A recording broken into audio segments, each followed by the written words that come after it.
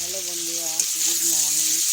এই যে সকালবেলা ডিম কষা হচ্ছে। এই যে আলু ভেজে টমেটো দিয়ে দিয়েছি, টমেটো দিয়ে কষানো হচ্ছে। এবার মশলা দেবো।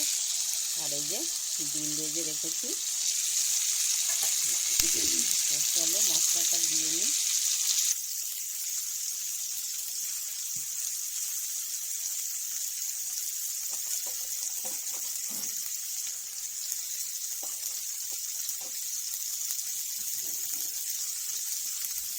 লঙ্কার গুঁড়ো দিলাম, ধনের গুঁড়ো,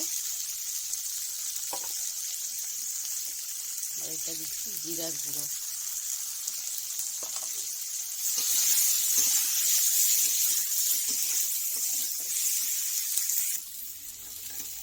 এই যে আদা রসুন দিলাম। আজকে পেঁয়াজ রসুন দেবো না, পেঁয়াজ রসুন ছাড়াই আজকে ডিমের ঝোল করবো। চলো কষানো হয়ে গেছে, এবার জল দিয়ে দিলাম।